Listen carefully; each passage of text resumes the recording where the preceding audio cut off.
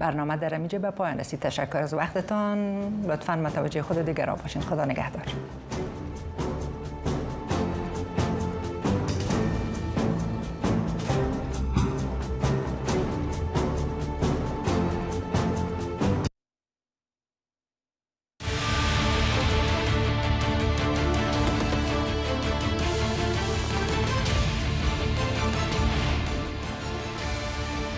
کوشکی سپی دەڵێ لە ئیستادا هیچ گفتوگۆیەک لەگەڵ ئێران لە ئارادا نییە.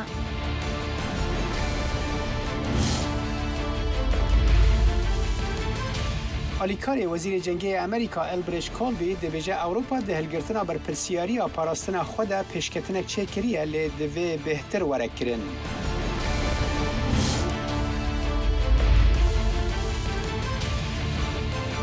کاردانەوەکان بەرامبەر بە هەڵوەشانەوەی هەسەدا بەردەوامە.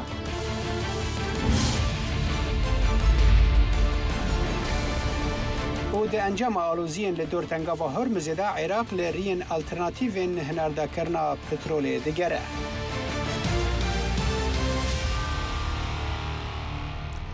جه تلویزیون کردیا دنگی امریکا ل واشنگتن پایتخت و دمو همی دمین و باش بینر جا ایرو پنجشنبه 5 خرمانان سال 1728 کردیا ل برانبر 27 تباغ 2026 زاینه افکار من بفراو نوری و از صالح دمیجر ام و دمجمیره جوارا پیشکش دکن. بله عزیزان لم برنامه دا لگل ایوا پیداچونەوە بە گرنگترین هەواڵ و پێشاتە سیاسیەکانی ئەمریکا و ناوچەکە و جیهانیشدا دەکەین. لەگەڵمان بمێننەوە.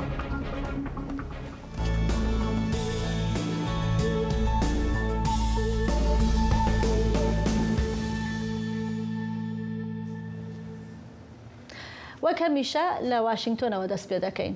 کۆشکی سپی چی پەیامێکی بۆ ئەمریکا و جیهان هەیە ئەمڕۆ؟ هیوا سەلام پامنێری دەنگی ئەمریکا لە کۆشکی سپی لەگەڵمانە بۆ پێداچوونەوە بە دوایین هەواڵ و پێشاتەکان لە حکوومەتی ئەمریکا واشنگتۆنەوە. هیوا دەم باش و بفەرموو چیت هەیە ئەمڕۆ بۆمان لە کۆشکی سپیەوە؟ بەفراو سەرۆکی ئەمریکا دۆناڵد ترامپ فەرمانێکی نوێی واژۆ کردووە بۆ ڕاگەیاندنی باری لە ناکاو سەبارەت بە سیستەمی کارەبای نیشتیمانی، سیستەمی گواستنەوە و بەرهەمهێنانی وزەی نیشتیمانی. ئەم فەرمانە تایبەتە بۆ ئەوەی لەو بوارەدا کەسانی بیانی کار نەکەن، هەروەها کەلوپەلی بیانی نێتە ناو ئەمریکا وەکو دۆناڵد ترامپ ئاماژەی پێکردووە کە ئەمە مەترسی بۆ سەر ئاسایشی نیشتیمانی ئەمریکا دروست دەکات و لە داهاتوودا دەتوانن لە ڕێگەی زیرەکی دەستکردەوە یان لە ڕێگەی هاکردنەوە دەستیان بۆ سیستەمانە ڕابگات. بۆیە ئەم فەرمانە دەسەڵاتێکی فراوان بە وەزیری وزە دەدات. لەلایەکی دیکەوە کارۆلین لیڤید وتەبێژی کۆشکی سپی سەبارەت بە ئێران قسەی کرد لەو بارەیەوە کۆمەڵێک لێدوانیدا فەرمون بابەیەکەوە گوێبیستی بین. هەڵاوسانی ئابووریان لە سەداست تێپەڕاندووە. ناتوانن پاری پۆلیس و سوپاکەیان بدەن و بارودۆخێکی زۆر لاوازیان هەیە. وەزیر بەسەنت و سەرۆک بەردەوامن لە بڕینی هەموو سەرچاوێکی دەرەیان. بەدڵنیایەوە ئەمەش دوای ئۆپەراسیۆنی تووڕەیی ئەفسانەیی کە ئۆپەراسیۆنێکی زۆر سەرکەوتوو بوو. بۆ ئۆپەراسیۆنە توانیمان سوپای ئێرانی وێران بکەین و هێزە دەریایی و ئاسمانی و تەنانەت ژێرخانی سەربازیان بە تەواوەتی لەناو بمێن. ئامانجی سەرۆک ترامپ لە ڕابردوو و لە ئێستا و لە داهاتووشدا مسۆگەرکردنی ئەوەیە کە ئێران دەستی نەگاتە چەکی ئەتۆمی. بەڵێ ئەمڕۆ ئێوارەش دۆناڵد ترامپ بەرەو تەکساس بەڕێوە دەکەوێت، بەرەو هیوستنی تەکساس. لەوێ کۆبوونەوەیەکی جەماوەری دەبێت لەگەڵ لایەنگرانی کۆماریەکان. هەروەها 2 ڕۆژ لە هیوستن دەمێنێتەوە، سبەی سەردانی دەستگای ناسا دەکات، لەوێ خەڵاتی شەڕەف دەبەخشێت بەو کارمەندانەی بەو گەردون گەڕانەی کە چوون بۆ گەردون و گەڕانەوە کە بە ئارتمس 2 ناسراوە. باشە هیوا ئەم جارێک دن vegeriن cem ser Karolyn Levitt ku çend rocan berê ragihandibû ku ew ê dest ji kar berde û îro jî roja wê ye dawiya kar bû. Te çi vê derbarê de heye؟ بەڵێ ساڵح کارۆلین لیڤید ئەمڕۆ پێش نیوەڕۆ هاتە ناو ڕۆژنامە نووسان، قسەی بۆ ڕۆژنامەوانان کرد و خواحافیزی کرد. فەرموو بە بەیەکەوە ڤیدیۆی ماڵاوایەکەی ببینین. هاوڕێیان بەڕاستی بیرتانەکەم هەرچەندە دەزانم چاوەڕی ئەوە نەبوون کە من وا بڵێم کاتێکی زۆر ناوازم لەگەڵتان هەبوو. دەزانم خەڵک تەنیا ئەو لە سەدادەیی کارەکەم دەبینێت کە بۆ ڕاگەیاندن قسە دەکەم، بەڵام لە ڕاستیدا لە سەدانەوەی دیکە لەگەڵ ئێوە بووم بە ڕۆژ و بە شەو. ئەمە شتێک نییە بیری بکەم، بەڵام بیری ئێوە دەکەم. سوپاس بۆ هەموو هاوکاریکانتان و دڵنیام سەرۆک بەردەوام دەبێت لە پەیوەندیەکانی لەگەڵتان. سوپاس بۆ هەموو شتێک و بە هیوای بەختێکی باش بۆ هەمووان. بەڵێ ئیدی وا دیارە کارۆلین لیڤید نابینین لە کۆشکی سپی وەکو گوتە بێش بە کاروباری ماڵەوە و خێزانەکەی سەرقاڵ دەبێت بە گوێرەی ئەو زانیارانەی ئێمە هەمانە. بەڵێ هیوا سەلام، پایامنێرمان بۆ کۆشکی سپی، سپاس بۆ زانیاریەکانت. بله وزارت دەرڤەیە ئەمریکای داخوێنیەکێدا ئیرۆ سەرساغی ji قوربانiyên li heyên Nîpalê ra derbirî û got Amerîka sersagiyên xwe yên Kur ji malbat û heskiriyên kesên ku di lehiyên wêrankerên Nîpalê de jiyana xwe ji destane re pêşkêş dike. Wezareta Derve di daxuyaniya xwe de got ku ew rewşê ji nêzik ve dişopîne û şêwirmendê bersiva karasatan dişîne herêmê da ku piştgiriyê bide hewldanên rizgarkirinê. Wezaretê got ku ew dê her wiha bi rêya xelata xwe ya cîhaniya xizmetên alîkariya Katolik $500,000 Amerîkî dabîn bike ku piştgiriyê dide stargehên awarte û alîkariyên av û paqijiyê ji bo civakên ku ketine bin bandora lehiyê. Lehiya ku li deverên nêzîkî sînorê Nîpalê li gel Çînê rabû hejmareke mezin ji xanî û avahiyan dane berxwe li gor polîsên Nîpalê. Hejmara kesên ku di lehiyan de hatine kuştin bi kêmanî 359 kes di demekê de ku bi sedan kes jî hîn windane.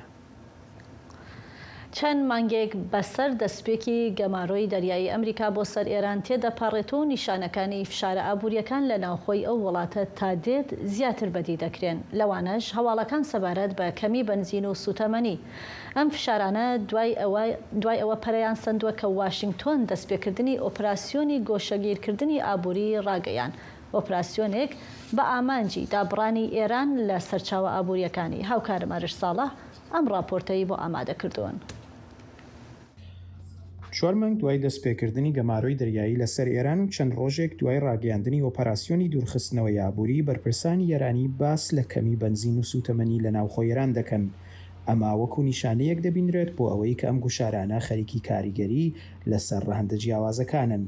بۆ وەلایەتی یەکگرتووەکان فشاری ئابووری و سنووردارکردنی توانایەکانی ئێران بۆ دیسان بنیاتنانەوەی ئەو شتانەی کە لە درێژەی ئۆپەراسیۆنی تووڕێی ئەفسانەوی لە دەستی داون هاوکات لەگەڵ بەکراوەی مانەوەی تەنگەی هۆرموز دوانەی استراتیژیە وڵاتە بوونا کە وا پێدەچێ خەریکن بەدیدێن. باشە، زۆر شت هەیە کە توانین سزای لەسەردا بنین. سزای زۆر توندمان هەیە. با بزانین چی ڕوودەدات. ئێستا تەنگەی هورموز کراوەیە و کەشتێکی زۆر بەو ڕێڕەوەدا دەڕۆن. ئەم قۆناغی فشارەکان بە دوو هۆکار لە گەمارۆکانی پێش و جیاوازە. یەکەم ئەم جارە گەمارۆی ئابووری لەگەڵ گەمارۆی دەریایی تێکەڵ کراوە، واتە فشار تەنها بانکی و بازرگانی نییە، بەڵکو ڕێگاکانی گواستنەوە و هەناردەکردنیش بە شێوەی ڕاستەوخۆ لە ژێر چاوەدێری و فشاردان. دووەم ئەمریکا فشار دەخاتە سەر ئەو وڵات و بانک و کۆمپانیانەی کە بە بیانووی جۆرا و جۆر یارمەتی ئێران دەدەن بۆ دەوردانەوەی گەمارۆکان. ئەمە نیشانەی ئێرادیەکی بەهێزتر و بەکارهێنانی توانای زیاترە بۆ جێبەجێکردنی گەمارۆکان. کەمی گاز و سوتەمەنی دەتوانێت کاریگەریەکی زنجیرەیی لە بواری جیاواز دروست بکات. کەمبوونی سوتەمەنی تەنها کێشەی گواستنەوە نییە، دەتوانێت نرخەکانی گواستنەوە و کاڵاکان بەرز بکاتەوە، بەرهەمهێنان و کارگەکان کەم بکاتەوە، دابینکردنی کارەبا و خزمەتگوزاریە گشتیەکان تێک بدات و فشار لەسەر بودجە و بازاڕی دراو زیاد بکات. هەروەها ئەگەر کەمیەکە درێژە بکێشێت دەتوانێت ناڕەزایەتی کۆمەڵایەتی و فشار لەسەر حکوومەت زیاد بکات و سەرنج و سەرچاوەکانی تاران لە پەرەپێدانی تواناکانی سەربازی و ژێرخانی بەرنامەی ئەتۆمیەکەی دوور بخاتەوە. لە ڕوانگەی واشنگتنەوە ئەم کاریگەریە فراوانانە دەتوانن توانای ئێران بۆ کۆکردنەوەی سەرمایە، مادەی خاو و تەکنۆلۆژیا کەم بکەن و بە شێوەیەکی نەرمتر ئامانجی ڕێگرتن لە دووبارە بنیاتنانەوەی ژێرخانە سەربازی و ئەتۆمیەکان بەدەست بهێنن، بەبێ ئەوەی فشارەکان تەنها لەسەر یەک کەرتی دیاریکراوە سنووردار بن. ئامانجی فشارەکانیش ڕوونتر کراوەتەوە. بە پێی بەرپرسانی ئەمریکا مەبەست تەنها زیانگەیاندن بە ئابووری ئێران نییە، بەڵکو ڕێگرتنە لەوەی تاران بتوانێت تواناکانی سەربازی و ژێرخانی بەرنامە ئەتۆمیەکەی دووبارە بنیاد بنێتەوە. کۆی ئەم هۆکارانە گەماڕۆی دەریایی، فشار لەسەر لایەنە سێەمەکان، ئیرادە و توانایی زیاتر بۆ جێبەجێکردن کاریگەریە زنجیرەیەکان، کەمی گاز و سوتەمەنی، ئامانجی ڕوونتر دەتوانێت ئەم قۆناغی گەماڕۆکان لە پێشوو کاریگەرتر بکات و بەهای ئابووری و استراتیژی بۆ تاران بەرزتر بکاتەوە. هەر لە دەربارەی ئێرانê سەرۆکوەزیرê Qeterê Şêx Mihemed bin Abdurrahman Al Sanî îro pêşemê serdana Tehranê kir ji bo vejandina dîplomasiyê piştîgirjiyên di encama zêdekirina çêzayên aboriyên Amerîka li dijî Îranê de. Qeter cîrana kendavê ya Îranê û hevalbenda Amerîkayê wekû nevînkareke nefermî di navbera aliyên şer de tev digere wê di navbeynkariya agerbesta Hezîranê de ku demeke Kurd di şer rawestan roleke rasterast lîst legor kanala Telegramê ya Wezareta Derve ya Îranê Serokvezîrê Qeterî ku Wezîrê Derveyê jî bi Wezîrê Derveyê Îranê Abbas Araqçî ra civiya serdan di demekê de tê ku şer nêzîkî meha şeşan dibe bi د گرانی شر راوستیه لی پیشکتنه دیپلماتیک هین خویا ناکه.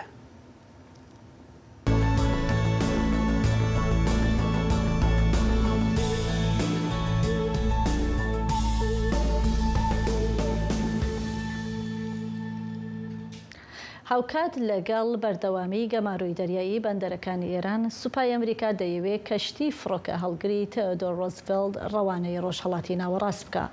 وەزارەتی دادی ئەمریکاش لە بەرنامەیدایە دادگەی دەستکەوتەکانی جەنگ چالاک بکاتەوە. سۆران خاتری لە بەشێکی دیکەی ستودیۆ لەگەڵمانە بۆ ئەوەی زانیاری زیاترمان لەم بارەیە بداتێ. سۆران زانیاریەکان چی هەیە لەم بارەیەوە؟ بەفرا و فەرماندەیی ناوەندی سوپای ئەمریکا لە ڕۆژهەڵاتی ناوەڕاست سنتکام پێنجشەمبە نوێترین داتای گەماڕۆی دەریایی بەندەرەکانی ئێرانی بەڵاو کردەوە. سنتکام دەڵێت لە 14 جوولایەوە کە خولی دووەمی ئەم گەمارۆ دەستی پێکردووە ڕێڕەوی 175 کەشتی گۆڕیوە و ڕێگەی نەداوە ئەم کەشتیانە بەرەو بەندەرەکانی ئێران بڕۆن یاخود لەو بەندەرانە بێنە دەرەوە. 3 کەشتیش کە گوێڕایەڵی فەرمانی هێزەکانی ئەمریکا بۆ وەستان یا گۆڕینی ڕێڕەونەبوون و ویسویانە ئەم گەمارۆیە بشکێنن لەلایەن هێزەکانی ئەمریکاوە کراونەتە ئامانج و لە کار خراون. هاوکات لەگەڵ بەردەوامی ئەم گەمارۆ دەریایە سوپای ئەمریکا دەهەوێت کەشتی فڕۆکە هەڵگری تێودۆر ڕۆزڤێلت ڕەوانەی ناوچەکە بکات. بەپێی راپۆرتە بەڵاوکراوەکان ئەرکی ئەم کەشتیە 7 مانگ دەبێت و ئەگەری هەیە مانگی دیکەش درێژ بکرێتەوە ببێ بە 8 مانگ. کەشتی فڕۆکەهەڵگری تێودۆر ڕۆزڤێلت بڕیارە شوێنی کەشتی فڕۆکەهەڵگری جۆرج واشنگتۆن بگرێتەوە کە هەفتەی پێشوو لە شوێنی کەشتیکی دیکەی ئەمریکا کەشتی فڕۆکەهەڵگری ئابراهام لینکۆن لە دەریای عەرەبدا جێگیر کرا. بەپێی راپۆرتە بڵاوکراوەکان بە دوای هێرشی تەرۆریستی 7 ئۆکتۆبری حەماس بۆ سەر ئیسرائیل و هەروەها فراوانبوونی ئاڵۆزیەکان لە ڕۆژهەڵاتی ناوەڕاست تێکڕای ئەرکی کەشتیە فڕۆکەهەڵگری هەڵگرەکانی ئەمریکا گەیشتووەتە نزیکەی 8 مانگ. بەڵام بە دوای کردەوەی سەربازی ئەمریکا دژ بە حکوومەتی ئێران ئەمریکا هەمیشە کەشتی فڕۆکەهەڵگری یەک یا دوو کەشتی فڕۆکەهەڵگری لە ئاوەکانی ناوچەکە لە ڕۆژهەڵاتی ناوەڕاست بەتایبەت لە دەریای عەرەب هێشتووەتەوە. هاوکات ئاژانسی هەواڵی بلومبەرگیش راپۆرتێکی بەڵاو کردوەتەوە ڕۆژی چوارشەمە لە زاری 3 کەسی ئاگادار لە بەرنامەکانی حکوومەتی ئەمریکاوە. لەم راپۆرتۆ هاتووە کە راپۆرتەدا هاتووە کە وەزارەتی دادی ئەمریکا خەریکە دادگایەکی دەریایی بەناو دادگای دەستکەوتەکانی جەنگ بخاتە گەڕ و دیسانەوە تاکو ڕەوتی دەست بە سەرداگرتنی کەشتیە نۆتەلگرەکانی ئێران و هەروەها زەوتکردنیان وەکو دەستکەوتی جەنگ ئاسانتر بکاتەوە. دادگایکی لەم شێوەیە دەیان ساڵە هیچ چالاکیکی نەبووە و چالاکردنی ئەگەری هەیە ڕوبەڕووی ئاسەنگی یاسایی ببێتەوە. حکوومەتی ئەمریکا دەیەوێت ئەم دادگایە بۆ بەهێزکردنی گەماڕۆی دەریایی دژی حکوومەتی ئێران و هەروەها قەرەبووکردنەوەی بەشێک لە تێکچووەکانی ڕوبەڕوونەوەی سەربازی بەکاربێنێت. پێشتر بەرپرسانی ئەمریکی ئەم بیرۆکەیان خستووە ڕووکە ئەو زەرر و زیانانەی حکوومەتی ئێران گەیاندوویەتی بە دامەزرا و کەشتیە نەوتیەکان دەکرێت لە سەرچاوەداراییەکانی ئەو سەرچاوەدارایانەیە کە هین حکوومەتی ئێران و دەستی بەسەرداگیراوە بدرێتەوە. سۆران خاتری هاوکارمان لە ستودیۆی دەنگی ئەمریکا سوپاس بۆ زانیاریەکانت. بەڕێبەرایەتی سەرۆک ترامپ کاتی چاوپێکەوتنی بۆ وەرگرتنی ڤیزەی کۆچبەری بۆ ئەمریکا لە باڵبەستخانە و کۆنسڵخانەکانی لە جیهان بۆ ماوەیەکی کاتی ڕاگرتووە. ئەمەش لە درێژەی سیاسەتەکانی حکوومەتی ئەمریکا لە بواری کۆچبەری بۆ سنووردارکردنی هاتنی خەڵک بۆ نێو ئەمریکا. وەزارەتی دەرەوەی ئەمریکا دەڵێ ڕاگرتنی کارەکان بۆ ئەوەیە ڕێگە بە کارمەندانی کۆنسڵخانە و سفارەتخانەکان بدرێت بەرنامێکی نوێی ڕاهێنان ئەنجام بدەن کە ئامانجێتی بە شێوەیەکی ورتر هەڵسەنگاندن بۆ داواکارانی ڤیزە بکەن و بتوانن ئاسانتر ئەو کەسانە دەستنیشان بکەن کە ڕەنگە لە داهاتوودا ببنە سەرباری وڵاتەکە و نەتوانن ژیانی خۆیان بەڕێ بکەن. هەروەها ئەسۆشیێتد پرێس بە پشبەستن بە چەند بەڵگەنامەیەکی وەزارەتی دەرەوەی ئەمریکا بڵاوی کردوێتەوە حکوومەتی ئەمریکا بە نیازە ڤیزەی بازرگانی و گەشتیاری لانی کەم 200,000 هاوڵاتی بیانی هەڵبوەشێنێتەوە کە داوای مافی پەنابەریان لە ئەمریکا کردووە یان بەتەمان داوا بکەن. ئەگەر ئەم پلانە جێبەجێ بکرێ ئەوە گەورەترین هەڵوەشاندنەوەی ڤیزەی بە کۆمەڵ دەبێت لە مێژووی ئەمریکادا. ئەمریکا دەبێژە و ئەوروپا دە هەلگرتنا بەرپرسیاریە پاراستنە خۆدا پێشکەتنەکە چێکریە لێ دەوێ بهتر وەرەکردن. ئالیکاری وەزیری جەنگی ئەمریکای ئەلبرێج کۆڵبی ئیرۆ پێنجشەمێ لە بروکسلێ ئەو ئاخافتن ji hevalbendên xwe ra kir berî gotobêjên li dor kêmkirina mumkîna leşkerên Amerîka li Ewropayê. Kolbî got werin em li hin tiştan binerin. Gelek tiştên baş hene wekû hêsankirina gihîştinê bicîkirin û firîna ser erdê. Li hin tiştî hene ku divê em li ser bixebitin da ku di seberojê da watedar bin. Kolbî li barageha NATOyê got ku ew bi ruhê şêwirmendiyê hatiye û Ewropa dê bimîne berjewendiya girînga Amerîkayê.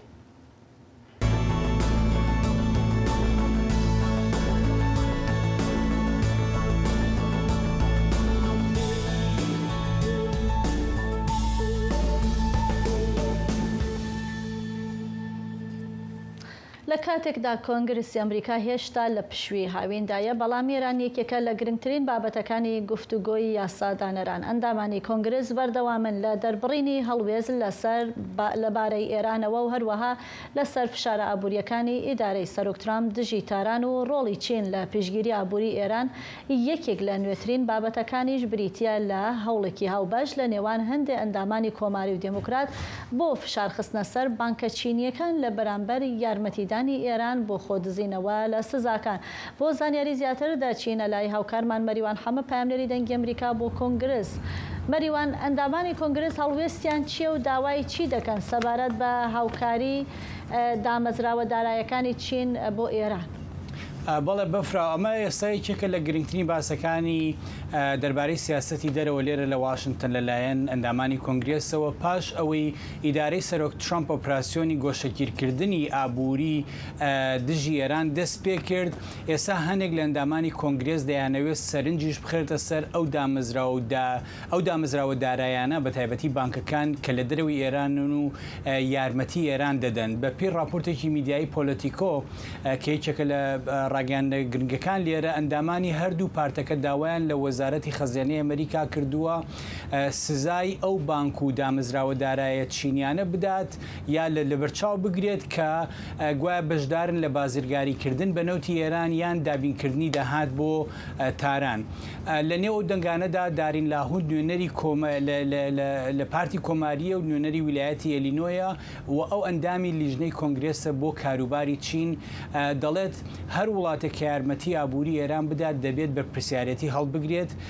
ئەمە تەنها بۆ چوونی کۆماریەکان نییە، لە ڕاستیدا یەکێک لە ئەندامەکانی پارتی دیموکراتی ئەمریکا جۆن ئۆلۆوسکی ئەویش نوێنەری ویلایەتی مێریلاندە و ئەندامی لیژنەی ئاسیای ڕۆژهەڵات و ئۆقیانوسی ئارامە دەڵێت هەر بانکێک یارمەتی فرۆشتنی نەوتی ئێران بدا پێویستە لێپرسینەوەی لێ بکرێت.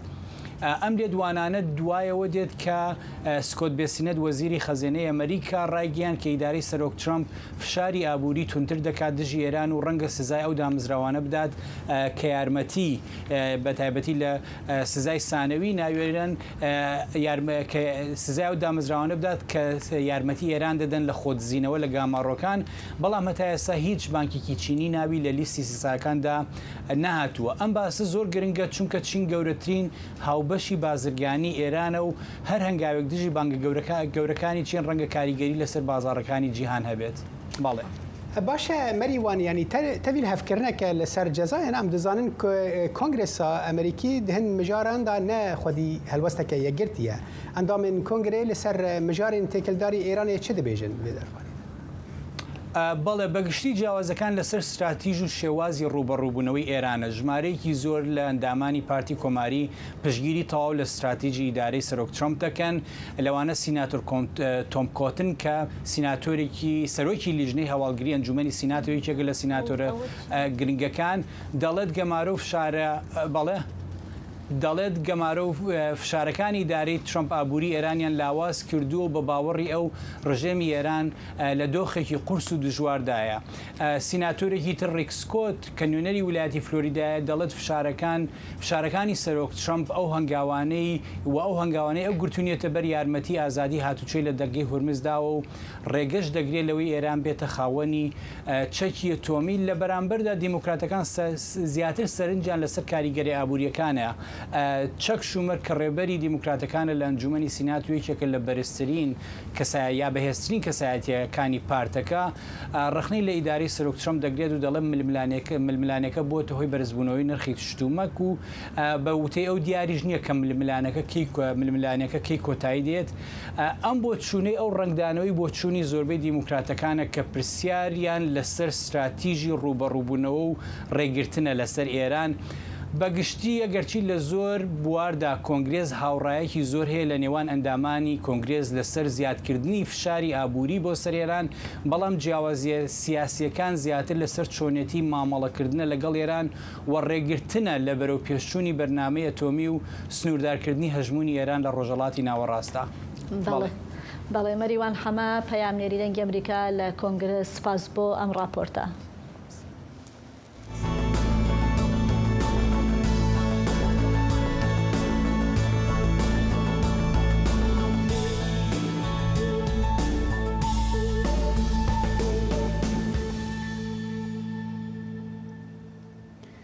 بله بینر هجام نهاجی دچن عراق وان دمن داویده لبر ازمونه که هستیارو چارنوسی راوستیه ده دمه که دا که امریکا دبیجه او ده همو ولاتن بازرگانی به ایران را دکن جه سیستم دارایی که بنگاهوی دلاره درخه چافدر دبینن که عراق و ببه نمونه که زندیج بو جیبجی کرنا ویه که ده وان هشیارن تنده این امریکای دا عراق لریه که اوله و گاوین پیش وقت دگره که یعنی جزایم بره و سیستم خوی دارایی جه مترسین ایزولا کرنه رزگار بکه جبو زانیارین بهتر نه افکار ما سمیرا علی مندی مریا سپاس سمیرا جبو هاتناته یعنی باندوره که چاوا عراق چاوره دکی هگر که براستی جنی کار به خوش و او امریکای رزگار بکه. بله که صالح سپاس بوها براستی هر وقت گوت نهار روشه که هستیار عراق تدا درباز دبه جبر که عراق هفکاریا که مازن راگهان دما سرک وزیر عراقی هاتبو واشنطن افجا اف حوالبند امریکا حوالبند لی هر وها باندورا سزاین نو ین هری تند ين امريكا لدجي ايران في جاري باندورك مزن لسر عراقي لسر ابوريا عراقي هروها لسر جيانا عراقيان جيوي هبه هرج هناردنا هرج كارينا غازي ياكو عراقي قالك بي سي بي كارينا غازي جي ايران حتى هنارد كرينا بترول بريا كندافا هرمزي شاورمندي سرك وزير عراق دكتور بظهر محمد صالح جي راديو جي دنجي امريكا راجود كو هناردنا بترول عراقي هشتش صادي بترش هشتش صادي راوستيا جبر شر تنقابه هرمزي ديسان ام دشين بحث بازرگانيه بكيدنا بين هردو ولاتان دا بازرگانيه كمزن برفرها عراق نتن غازي والكتريكي جي ايران ذكره بلكو همو جورن كلوبلن نافمال خواردنه جباجان صوره بيوازا بقرا حتى امور النافمال المطبخي ذكره افجا لي باندورا هري مازن وصا دبين شاف ديرجي يا هري مازن د سكتورا انرجيه دابه جبركو عراق روجانه 20 مليون متر سيجا يغازي جي ايران ذكريت ببهاي 4 حتى 5 مليار دولار سالانه افيك حتى نها حتى رجائيرو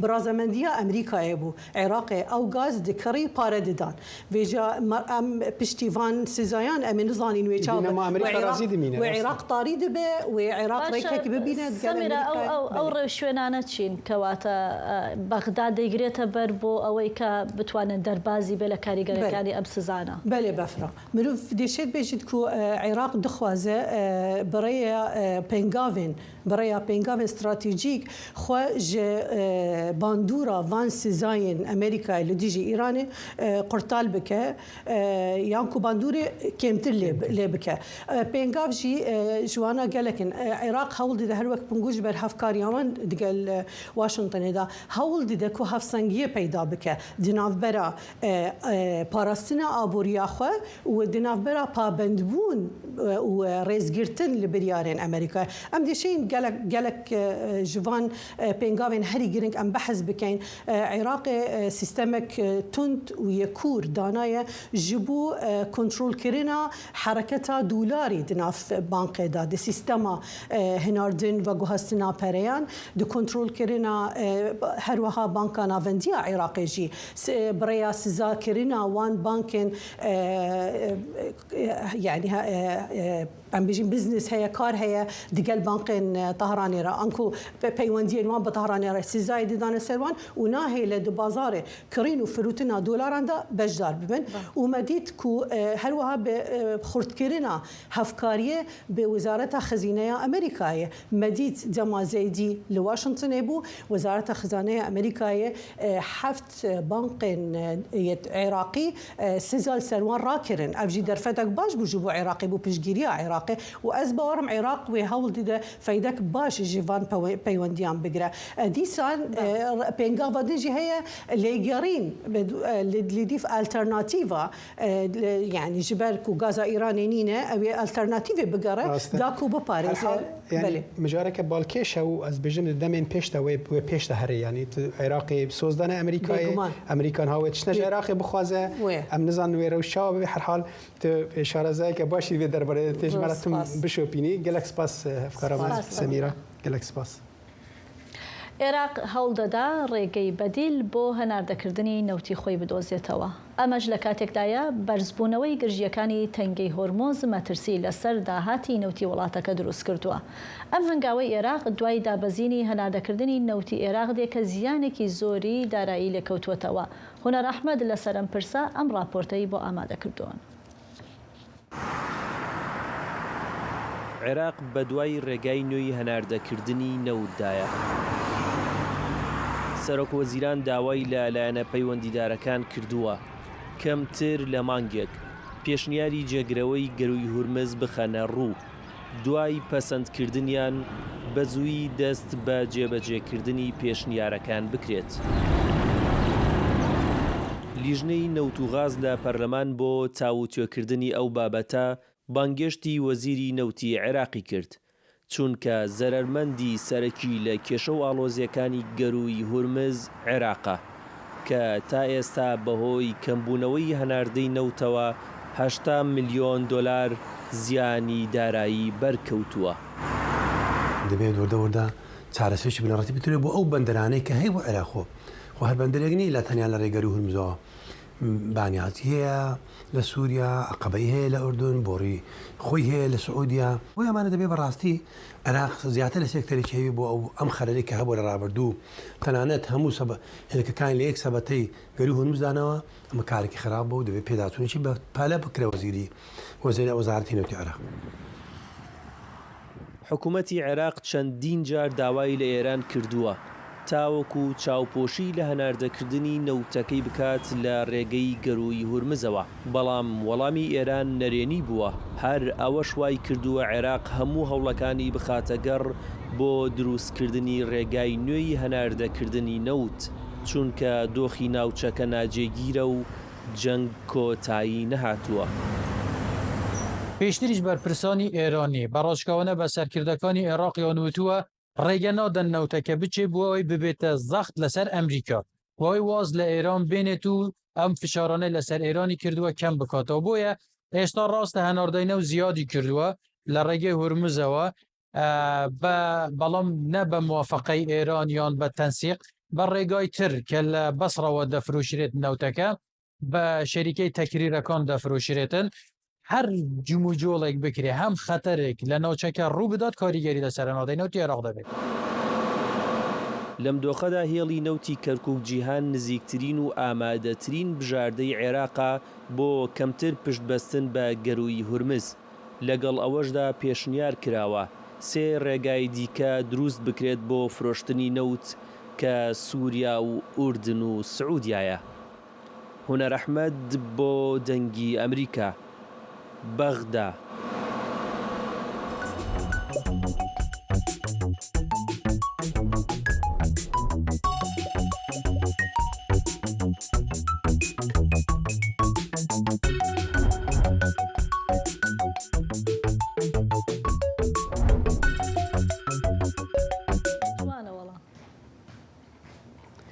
بله بینر هنجام نهاجی دچن با کروجلاتی سوریه و به تایبتی قامشلویه یکینه این پاراستنا جنیه پجه ده چارچوبه پروسه انتگراسیون داو جبو چارانوسا یه پجه به وزارت نفخوی حکومت دمکی را جویا و ده داخویانیه که دا ایرو تکزیل سر اگر انتگراسیونه وکو هزک تایبت و ریخستی دناوا وزارت نفخوی دا کر جبو آگاهین بهترنها پامنر ما قامشلو ایوان حسیب به مرایه دم باش ایوان یه پجه دوی قناغی دا بهتر چه دخوازه؟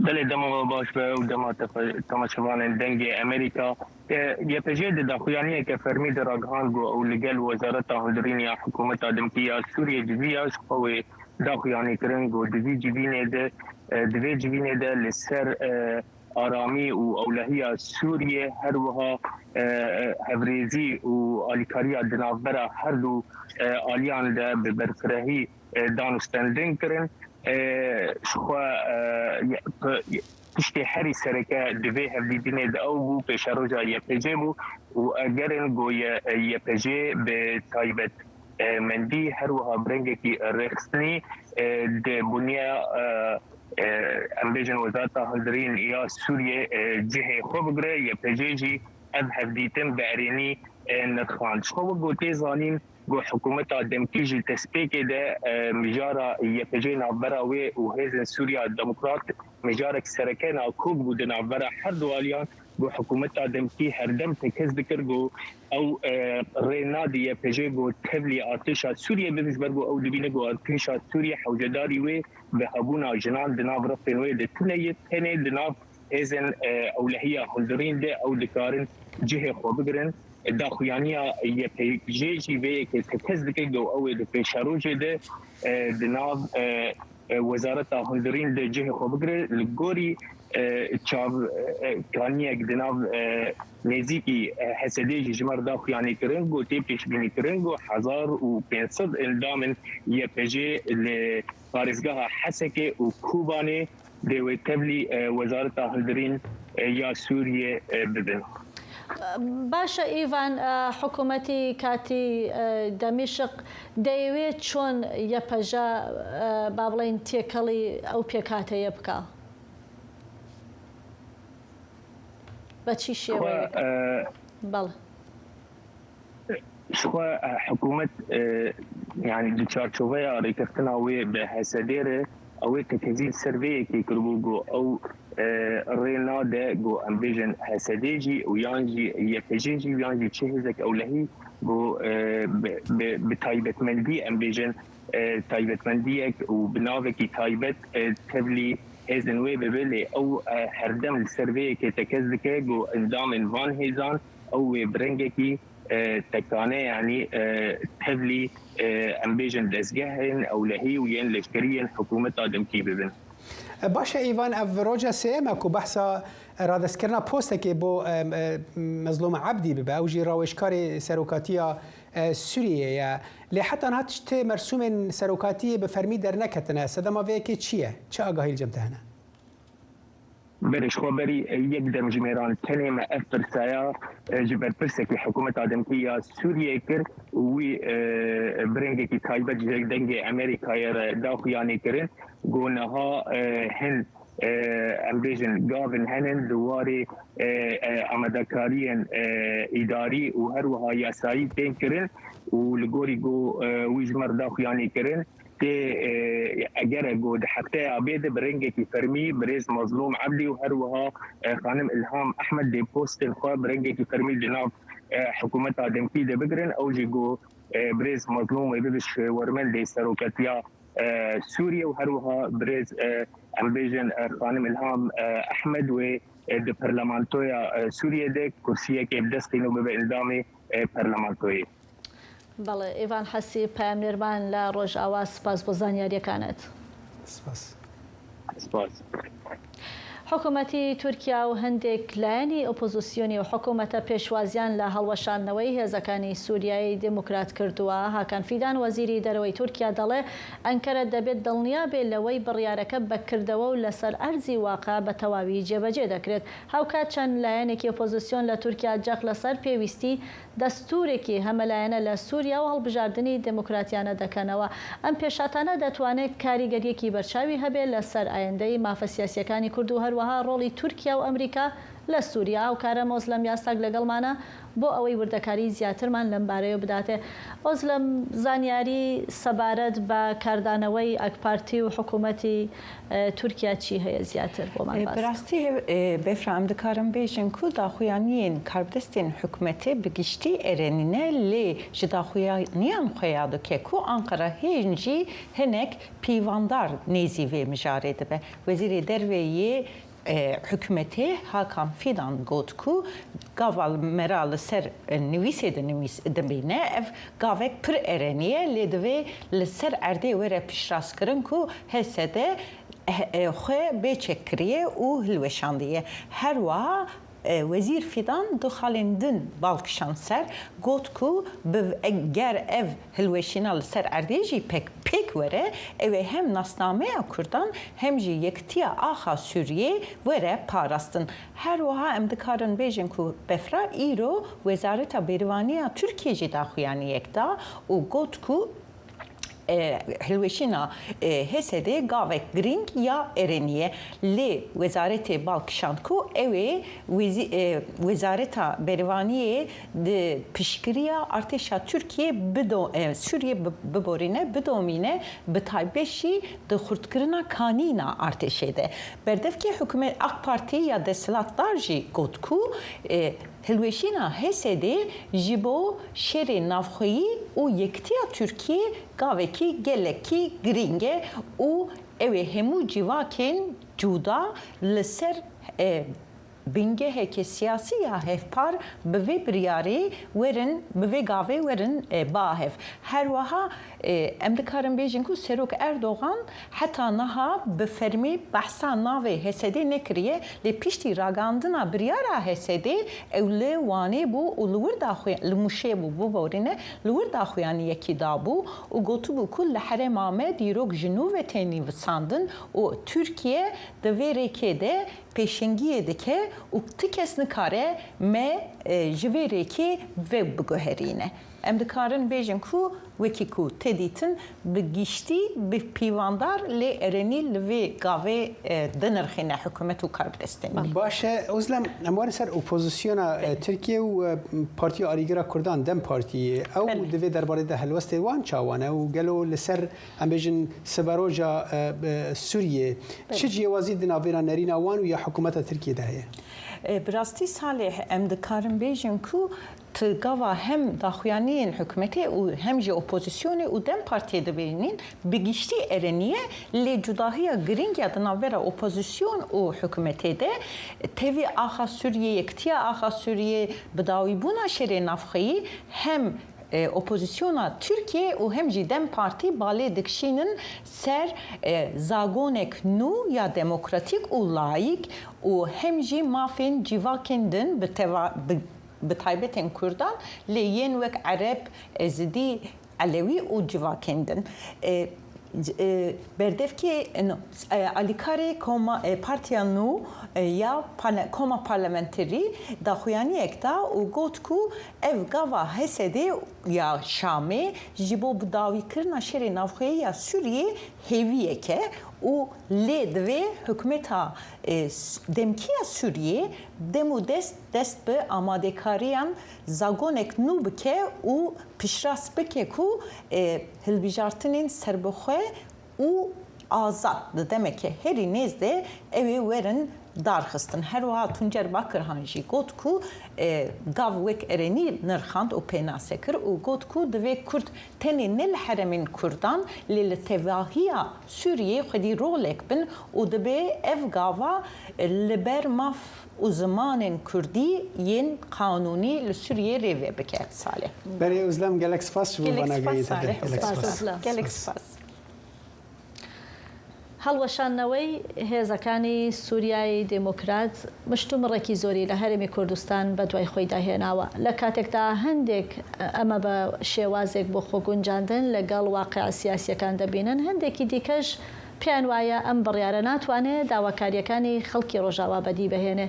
سنوور کەریم ئەم دوو ڕوانینە جیاوازەی لەم ڕاپۆرتۆدا بۆ خستوونەتە ڕوو.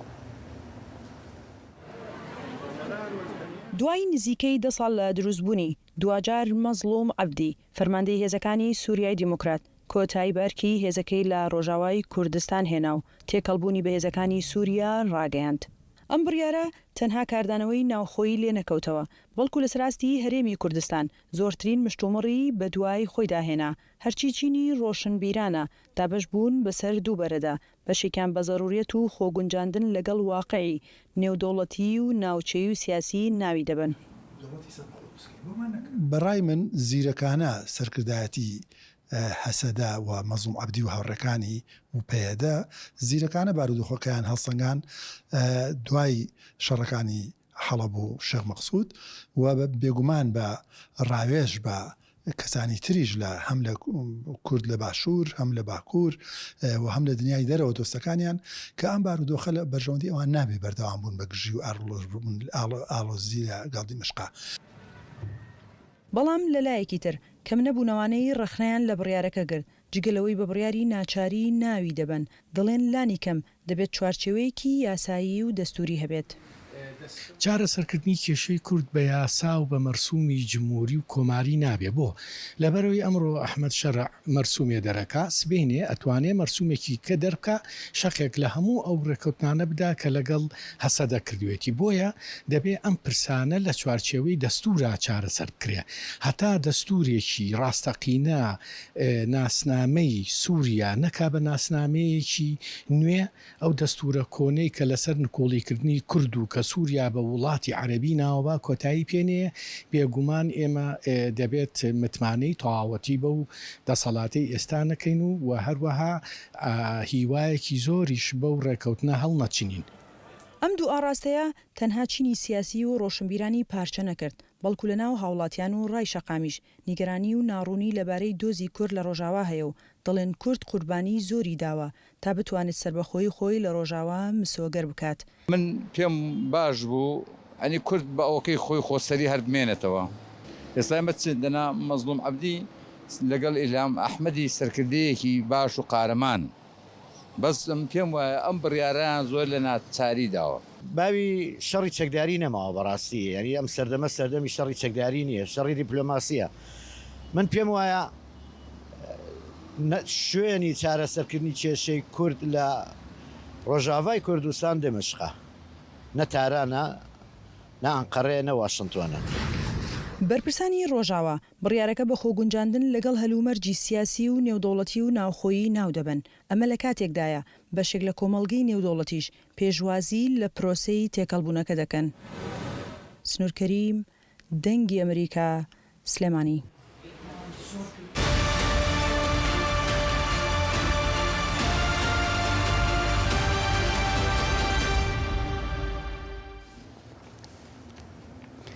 بەڵێ ئەم دچن هەرێما کوردستانê û bi taybetî parêzgeha Kerkûkê piştî ku di mehên dawî da parêzgarê Kerkûkê hate guhartin aliyê Kurd ew post radestî Türkmenan kir û Mihemed Sem'an wekû parêzgar hate binavkirin. Ji wê demê ve biryarên parêzgar derbarê bajêr de bûne mijarên nîqaşên giştî li dorveyekê nûnerên beşên cudayên civakên Kerkûkê konferansek li darxist ku li ser çareseriya ممکن و مترسین کود کریارین پارێزگار دا دبینن نقاش بکن. راپورتا دیار جمال بهتر آگاهی هنه.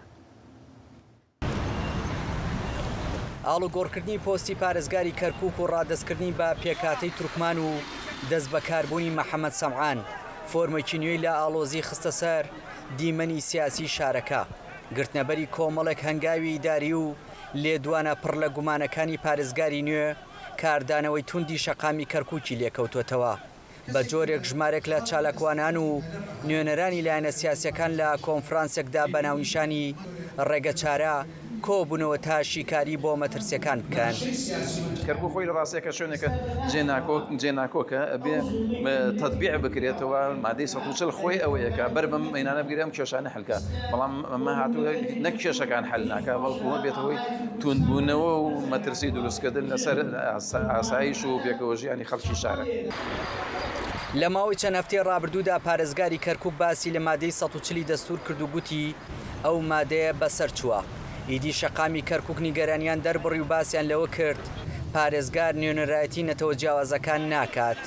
نوێنەرانی لایەنە سیاسیەکانیش دەڵێن هەر هەنگاوێکە بە زیانی مافی پێکاتەکانی تر بێت دەرەنجامی نەرێنی دەبێت و گرژەکان قوڵتر دەکەنەوە. ئێمە مێ دەکەین لە داهاتوو پۆستەکانی پارێزگای کەرکووک لە ڕێگای هەڵبژاردنەوە و بە تێگەیشتنەوە جێبەجێ بکرێ و هیچ کەسێکیش ئەو مافەی نەبێ بە لێدوان و بە دەستێوەردانی ئەملا ئەولا باری کۆمەڵایەتی کەرکووک بشێوێنێت. لە کۆنفرانسی ڕێگە چارە جەخت لەوە کرایەوە کە کەرکووک تەنها لە ڕێگەی دیالۆگ و هەڵبژاردن و گەیشتن بە لێک تێگەیشتنی هاوبەش ئارامی بەخۆی دەبینێت نەک بە بڕیاری تاکلایەنانە و داوای ڕاگررتنی هەنگاوەکانی پارێزگاریان کرد. ئەمە سەرەتایەکی خراپە چونکە کاتێک کە باسی دەوڵەتی تورکەکەین باسی مؤسسەیەکی زۆر خەتەرەکەین لەسەر قەزەی کوردی بە بەردەوامی کارەکان ئەوی بچووکردنەوەی قەزەی کوردی بۆیە کاتێ ئەم حافزە دانرێ کاتێ بە ڕاشکاوی کارەکە لەسەوەی مادەی 140 کۆتایی پێهاتەوە بە زرایی خۆیانەوەیان ئەممان پێڵێ کە پرۆسەی قەزەی کوردی لەدەست کورد بەرگرنەوە. بەمبەسی گەیاندنی ئەو ناڕەزایەتی کە هەیە پەیوەندیمان کرد بە پارێزگاری کەرکووکەوە بەڵام تا ئامادەکردنی ئەم راپۆرتە پەیوەندیەکە بەردەست نەبوو. بە خوێندنەوەی بەشداربووانی کۆنفرانسەکە دوا ڕۆژی کەرکووک و سەقامگیری کۆمەڵایەتیەکەی لەسەر بەڵێن و دروشمی بێکردار ناوەستێت بەڵکو بەسراوەتەوە بە ڕێزگرتن لە ئیرادەی تەواوی پێکاتەکان و جێبجێکردنی دەستور. داواکاری شەقام و کەسایەتی دڵسۆزەکانی شارەکەش ئەوەیە دوورخستنەوەی کەرکووکە لە ململانی بەرژەوندی خوازانە و زامنکردنی پێکەوە ژیانێکی ئاشتیانە. دیار جەمال دەنگی ئەمریکا کەرکووک. کڵەسای مارەلیاز لە شاری کوردنشینی ئاموودا لە ڕۆژاوا یەکێکە لەو دوا شوێنەوارانەی کە بوونی ژمارەیەکی زۆر لە مەسیحیەکان لەو شارەدا بە بیرمان دەهێنێتەوە. کڵەساکە ساڵی 1927 دروست کراوە و سەردەمانەیەک شوێنی پەرستن و نیزا و عیبادەتی هەزاران خێزانی مەسیحی بووە. ئەمەش لە کاتێکدایە ئەمڕۆ تەنها نزیکەی 5 بنەماڵی مەسیحی لەو شارەدا دەژین. ئەمجد کوردۆ لەم راپۆرتەدا زانیاری زیاترتان بۆ دەخاتە ڕۆ. کەمیل ئێلۆ کۆشپێکهاتەیە سوریانیە و باوێ 5 زارۆکانە زیێدەتری 15 ساڵانە کۆدەرگەهێ دێرا مارەلیاس دپارێزە. کەمیل ڕۆژێ چەندین جاران لەڤەر دەسەکنە ئولچیرۆکا باژێرێ کۆبەرێ دژی ماڵباتێن سوریانی بوو و نها تەنێ چەند ماڵبات لێمانە تەماشا دەکە. ئێگۆ شترکی داکەتن گشتک ئەغلبیان داکەتن عامودێ و پشتی عامودێ ئیجا وەزعین ئێگۆ چوو دربێسێ ئێگۆ چوو حەسەکە ئێگۆ چوو قامش چوو هەر یەک چوو جیکی يعني وەک تجمع عامودێ بوو تجمع وان قشتك بدون استثناء عامودي بو جميع الطوائف ايجو جميردين داكتن عامودي وعامودي جا حريك توجيكي ئاواکردنا دێرا مارەلیاس ڤەدگەرە ساڵە 1927 di dema ku gelek malbatên Suryanî ji bajarê Mêrdînê û Keleha Mera hatibûn Amûdê. Di wê demê de zêdetirî 3500 malbatên xiristiyan li Amûdê dijiyan. 4 dêr li bajar hatibûn avakirin. Lê dêra Mar İlyas kevintirîn ji wan e ku di sala 2017 de jî hatibû nûjenkirin. Di sala 1927 de bi hatina xelkê ji Mêrdînê û Keleha Mera li Amûdê mala deqorî hebûn. Nêzîkî 3500 malbatên xiristiyan li Amûdê bicî bûn. 4 dêr hatin avakirin bo mezhebên cuda. Lê dêra Mar İlyas kevintirîn e gomîrateya wan salan diparêze û heta îro jî deriyê wê maye vekirî tevî gotenê 5 malbat mane. Dîroka Amûdê ne tenê çîroka koçberiyê ye. Lêvelê wêneya biratî û birêvebirina jiyana hevbeş e.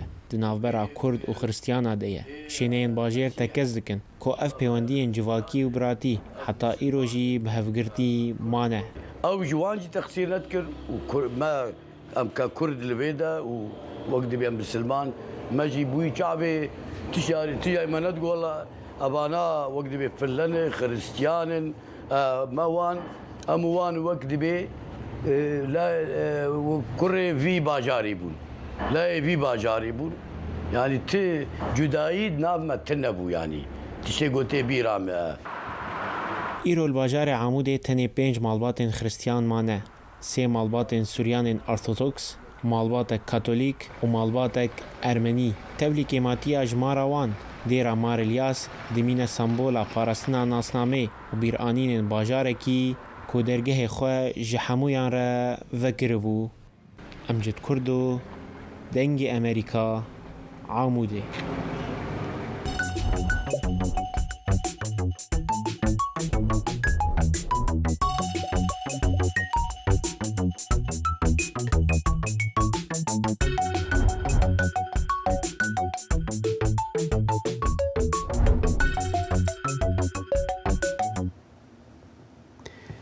بله بینر هجام نهاجی دچن باجر آمده کلور شارداری باجر جبو جنان زویه که جبو بیستانه کی سوزه و شینکایی ترخان کریه که گلک جن ده چارچویا و پروژه دا بشتری پروسه چاندنی حتی چنین دبن. خجیجان فارقین سردانا بستان باجر کرو او راپورت آمده کر.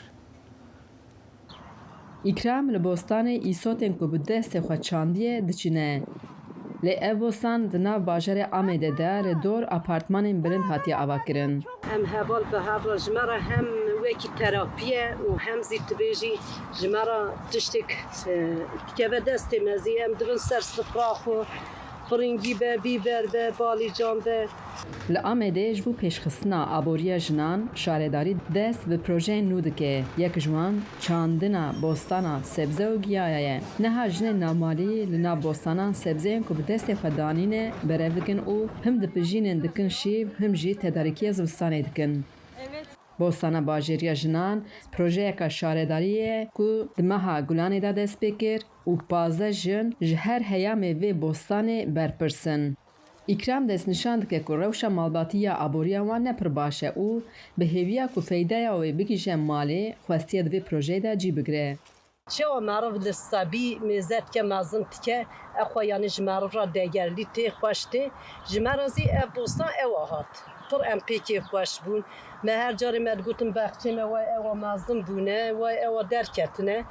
û ena em çok şükür yanî wî tiştê me li ber çavê dî her tişt girtin, bîberê me girtin, piringiyê me girtin, balîcanê me girtin, em ji xwe top dikin, em paylaşmış dikin, eşit bir şekilde em paylaşmış dikin.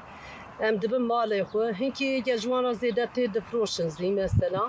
Jinên vê bostanê ji tovkirinê heta şitlandinê, çandina şitlan û gihandina sebzeyan her tiştî bi destê xwe kirine. Özellikle kentimizde biliyorsunuz mevsimlik. Li bajarê me bi hezaran jinên ku karkeriya zeviyana demsalî dikin hene. Di ku mavî bostanî de ji wan hene ku zanîne wan feyde dide bostanî. Civata wan xweş e. Di nav keft û lefta jiyanê de ev bostan derûniya wan baş dike. تشتكي جداية أم شغاتنا في دري بينامة دردكوي هاني شغاكو أم دارن نخوشخانة دستك دقرن أما أو دبنكي في دري وكاي نخوشخانة أجمرة جن هم سترانا دبیجن هم بینا خودتن هم جی دبر لینرتنا سبزیان دوستانی یکشی دنبال خدا آباد کن. هر روز پشتی کو سبزیان دچینن لهفدو پاری دکن کو اکرام دبیجه پروژه حس عدالت و وکهویه جی لپیش دخه. آمد واجره کی مزنه لی پروژه دبه مینا کو دما دل هبه دنابنده متروپولک دجی بوستان جی دی چاندن. خجیجان فارقین دنگ امریکا آمد.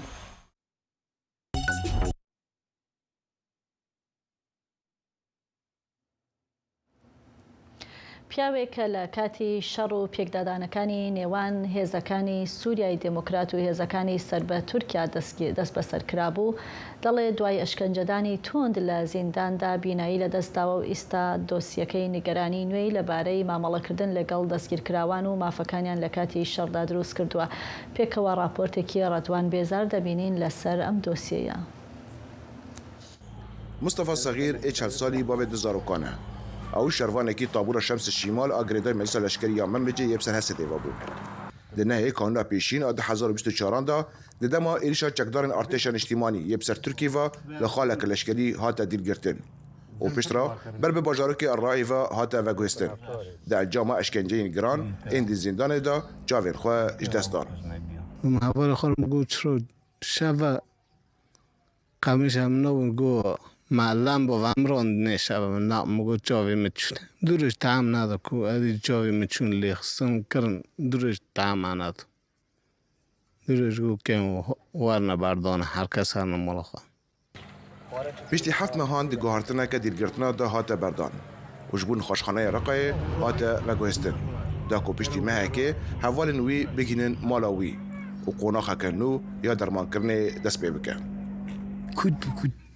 کود تنه ونكو ساقل خوونكم بنشتو وقت بشتيو نو تشكي درنبي يوني مع الناس ناكر كرنا نه باطوني دونين نادي اشاتي خوات شاتنا تعبانه ملاش خوش خورنه بافرا دوي روكر مسردانا بيشكي جوان ام مستفكر لجبر بالاستنا اولهي اخوا نخواست بيشيا كاميرا دنج امريكا باخفه وقوتكو روشا مستفي اوا وتامارا دنافرا ميجي وجوان دا زرار دتيه وشوباندنا كتندرستيا جدي بيوستيكا باريزر وچالكوان فرهاد باقرجي بالي دكشينا سر مافيا مستفي لغور زاغوين نامنتوي ومروفاهي ودياركاكو كريارا نسر مستفي هاتنا كرن سوجيكي شره ودفي اولا قرو كرن چه وكو تعويض چه وكو انه حق انه كو اويا جلياكي بكي لآلي هاني كو بي سبب يصير كرناوي وآي لجنب تركيني جما فيوي كو مراجعة بكي وحق خوا جيب بخو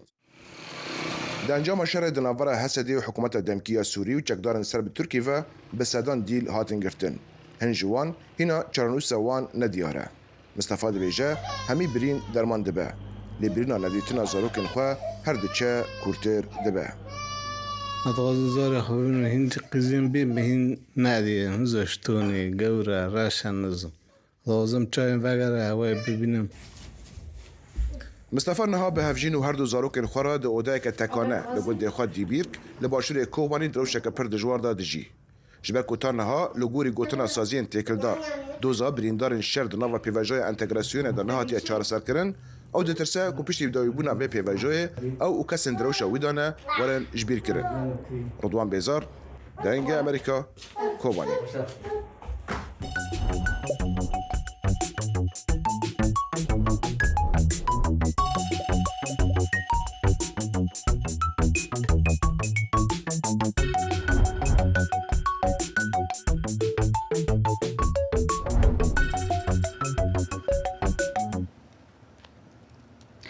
هەزاران کەس لە خەڵکی ناوچەکە و گەشتیاران لە شارۆچکەی بونیێل ئیسپانیا ڕۆژی چوارشەممە بەشداریان لە فستیواڵی ساڵانەی تەماتە یان تۆماتینا کرد. کە ئاهەنگێکی ناوازەیە و تێیدا بەشداربووان بۆ ماوەی کاتژمێرێک تەماتە بە سەر و ڕووی یەکتردا دەکێشن. ئەم ساڵ ڕێکخەرانی فستیواڵەکە دەڵێن نزیکەی 22,000 کەس لە سەرانسەری جیهانەوە بەشداریان لە فستیواڵەکە کردووە. هەروەها نزیکەی 150,000 کیلۆ تەماتە لەم فستیواڵەدا بەکارهێنراوە. فستیواڵی تۆماتینا ڕیشەکەی دەگەڕێتەوە بۆ شەڕێکی لە ناکاوی چەند گەنجێک لە ساڵی 1945 لەگەڵ گروپێک کە لە نێو بازاڕی میوەفرۆشەکاندا کە ئەو کات تەماتەیان لە شەڕەکەدا بە یەکتردا بوو. لەو کاتەوە ئەم ڕووداوە بووە بە یەکێک لە فستیواڵە بەناوبانگەکانی ئیسپانیا. برای بفرا براستی بالکش بود دیمانی بالکشن اسپانی نافدارن دتشتین و هادات دید اوا وانا گایان هیا کارناوالی سرنج راکشیان هیا زود تشتی اوت کن دیارش یعنی حزد کن براستی گلک ولاتین و ها هن الدنیای ده براستا بگمان انجا سرنج راکشکه ویا و گاماجا من پیکر ریشکی لوا و هاتوا روزک فستیوالی که دیکه بوا یعنی بابلین لأو ناوچه لو شارع کۆمەڵێک گەنج ساڵح ویستویانە بەشداری لە فستیواڵەکەدا بکەن نەیان هێشتووە بەشدار بووە بە شەڕ و لەوێش بازاڕی میوە بۆ تەماتەیان بە یەکدا کردووە. ئەم فستیواڵە قەدەخە کرابوو ساڵە پاش چەند ساڵێک دووبارە زیندوو بووەتەوە. بنا هێژە لەبەر ئەم بگەن داویە بەرنامەیە ئیرۆ تاجارەکەدن بمینێن بناو خێر و خۆشیە هەر شاد بن.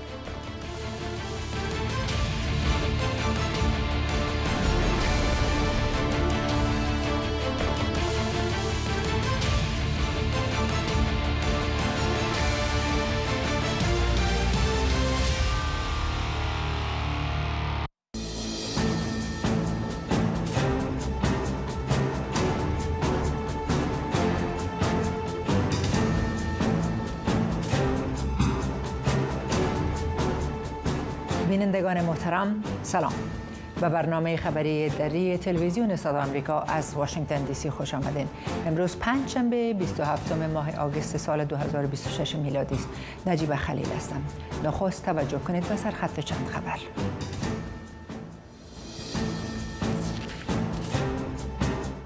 وزارت خارجه ایالات متحده آمریکا